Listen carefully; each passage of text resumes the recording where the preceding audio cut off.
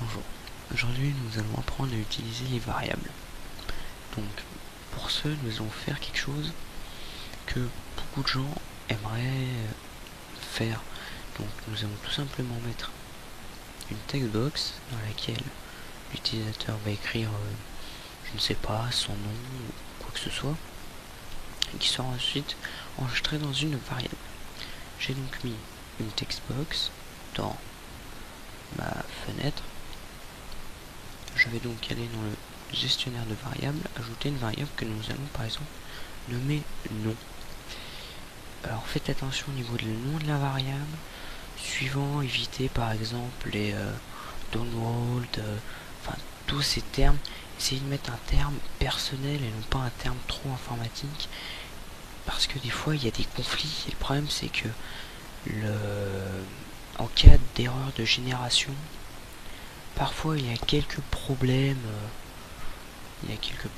Donc à cause de ça, et ce n'est pas écrit dans le rapport de génération en cas de problème. Donc j'écris non. Voilà. Alors comment faire? Dans un premier temps, on va faire hyper simple. Nous allons mettre un bouton, donc créer un événement, clic, de telle sorte que quand l'utilisateur va cliquer sur le bouton, une action, ou des actions d'ailleurs, vont se passer. Donc là, apparemment ma fonction existe déjà. Donc voilà. Alors là, pourquoi j'ai créé un client FTP, téléchargé un client FTP, je ne sais pas, c'est pas grave.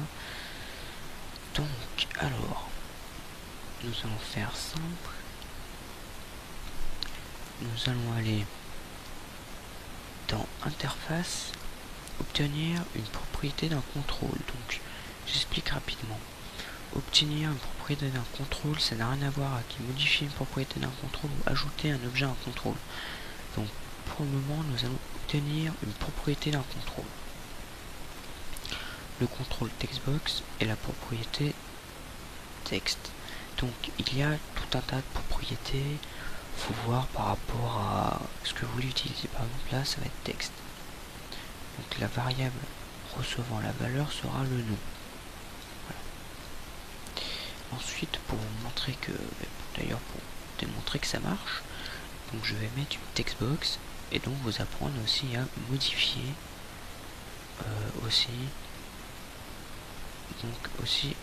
modifier une propriété d'un contrôle. Donc ici j'ai obtenu la propriété qui sera automatiquement enregistrée dans la variable nom. Donc cette fois nous allons utiliser modifier une propriété d'un contrôle.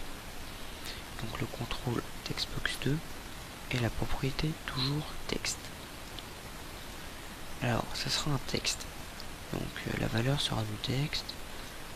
Alors nous allons entrer.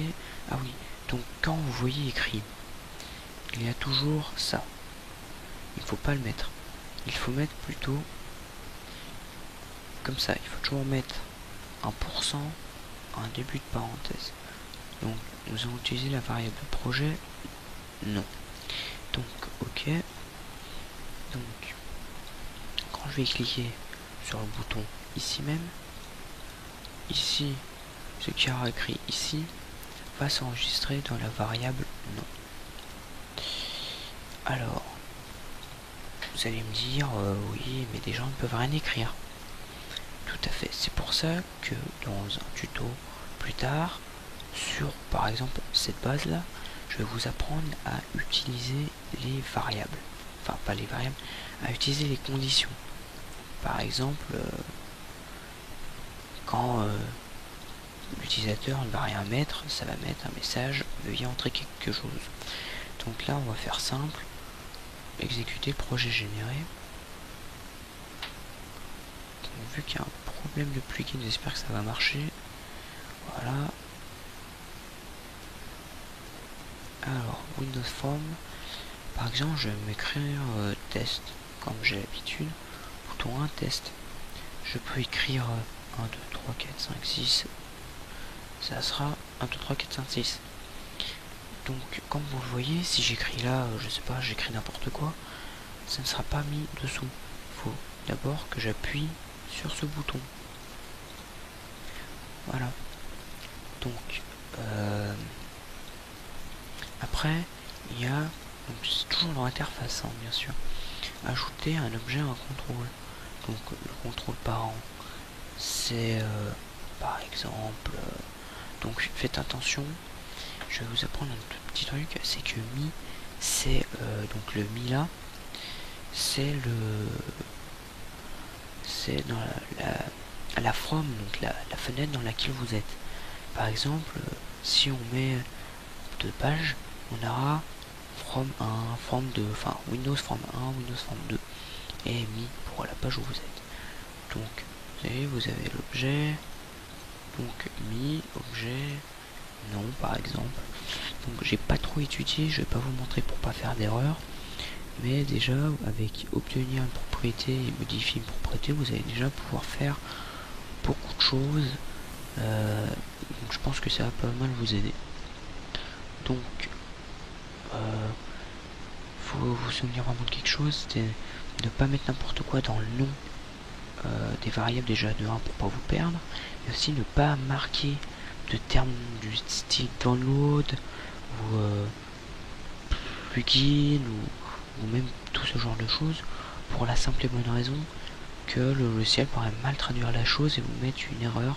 Ici il y aurait donc une erreur de génération et dans le rapport d'erreur de génération il n'y aurait rien, donc cela poserait problème. Voilà, en espérant que c'est pu un peu vous aider.